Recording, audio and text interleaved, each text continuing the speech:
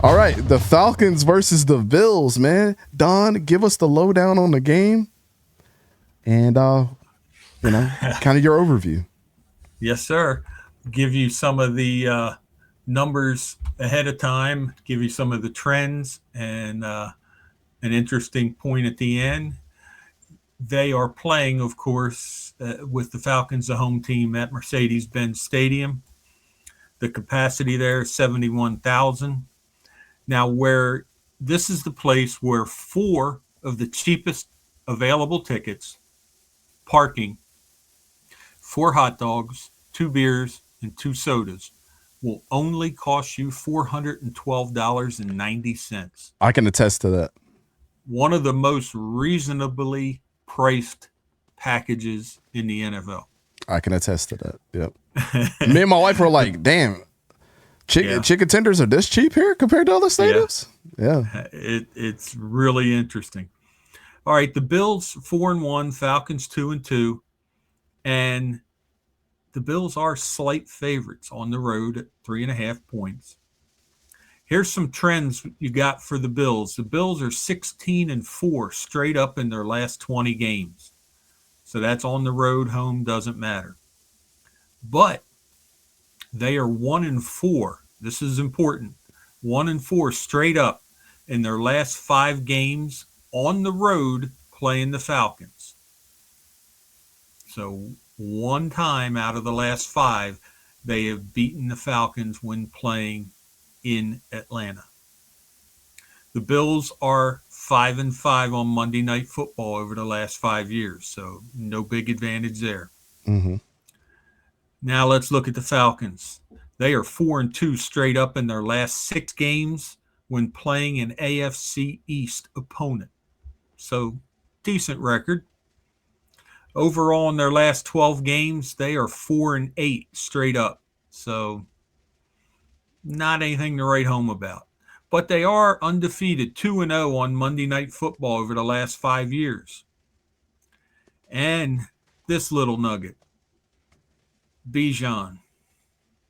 He has averaged 146 scrimmage yards per game this season. That is nearly 40% of Atlanta's total scrimmage yards from that one young man.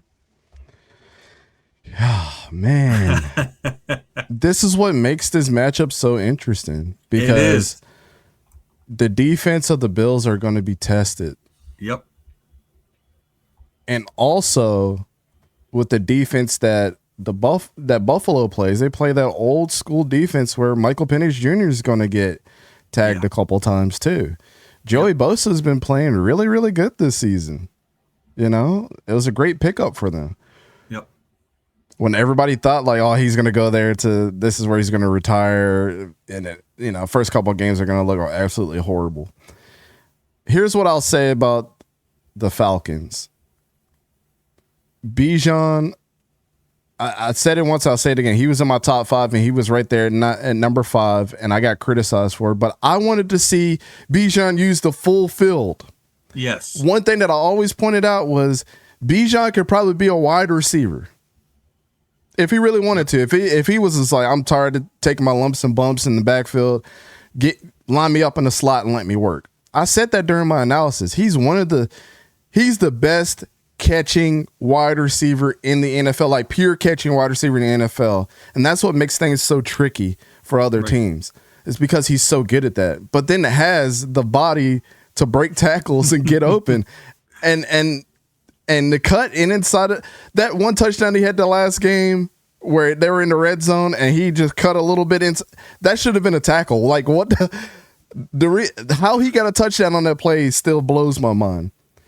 But 𝗕𝘂𝘀𝘀𝗀𝗀𝗀 has utilized the full field. He's been it's almost like if you gave Alvin Kamara power-ups and ascended him to the next level, it's a 𝗕𝘂𝘀𝘀𝗀𝗀𝗀 Robinson, man. Yep. He's been an incredible asset for them. And everything started clicking for Kyle Pitts and Drake London after they fired their wide receiver coach last week. Like they fired him a couple of days before that game and things started changing around. So now the connection with them is starting to heat up. The offensive line looks pretty good. Then you go over to the defensive side of the ball, which Josh Allen is going to get challenged this week too. Great pass rush is coming out from them, but their safeties are legit. Xavier Watts, Billy Bowman Jr., Jesse Bates, and those guys have been playing immaculate defense for them. I don't think this is going to be as simple as what people think it is for the Bills. No. Then you go to the Bills side of the ball. Josh Allen is Josh Allen. Like it's a tall task to be able to do anything with him on the field defensively, because he can just tear you up with whatever wide receivers out there. I really and truly think Dalton Kincaid is the X factor for them. But then you look at this and it's like, well, you got 3 great safeties that are going to be covering the whole game. So now you really have to rely on Keon Coleman being the number 1 guy this game, because that's where they're going to be deficient at the most, is their cornerback situation. Not saying that their corners suck. We understand that they're good.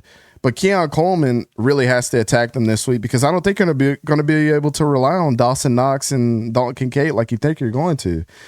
The other side of this is James Cook is going to get challenged too. This front 7 is really, really good. But I think he's still one of the best running backs in the league. I think that he's proven that the contract that he got was worth every damn penny that he got this year. And the offensive line of the Bills has been playing really, really good. So, to me, put their records aside. This is the game of the week. I think it's going to be absolute fireworks. I think you're going to see some great plays from Josh Allen, some gutsy plays. I think this game goes down to overtime, man. And when we get into our predictions for this game, we split. You have Buffalo, I have Atlanta. And this is just no favoritism to any of these teams. We try to be as fair with you guys as possible. I can see why you picked the Buffalo Bills. Yeah. You know, I really do. But I don't even think it matters the home field advantage that Atlanta's going to have. I don't think this matters at all, because the Bills have proved we can go to anybody's house and beat them there. Right. As long as it's not named the Chiefs going into overtime with them, they got a chance. It just is what it is. Yeah, basically for me, I mean, I do pay a lot of attention to these trends. And I do like that trend that straight up the Bills are only 1-4 in their last 5 games playing the Falcons. I do like that edge for the Falcons, but I just do not see the Bills losing 2 games in a row. I don't see it. I think it's a really close game, but that's why I went with Buffalo. Yeah. Again, put their records aside, this is going to be a great matchup. And I think this is the game where both of these teams learn a lot about what they have in their respective conferences for the rest of the season, right? Because we might be looking at like, oh, Atlanta lost, but damn, they stayed with the Bills and they stayed with them the whole game, and they were incredible on both sides of the ball. I can honestly see in this game being like a 14-17 game where it just comes down to a field goal. Yeah, like absolutely. I think it's electric in the first quarter. We see most of our scores there. Then the second and third quarters are just slobber knocking. And then it comes down to the last quarter where, you know, somebody ties it up and then the field goal comes in for either one of these teams. It just comes down to a field goal. You know, Josh Allen drives them down the field, or 𝗕𝘂𝘀𝗶𝗲𝘀 gets a really, really big run with 14 seconds to go and they got 3 seconds to kick a field goal and they win the game. I think it's going to be an incredible game to watch for sure. And if it is one-sided, then damn, we'd be wrong. But I don't see this game being one-sided. I think this, and the bye week couldn't have came better for the Atlanta Falcons, to be honest. Exactly. And that's one thing to mention. So give me Atlanta, give Don the Buffalo Bills, man. Yep.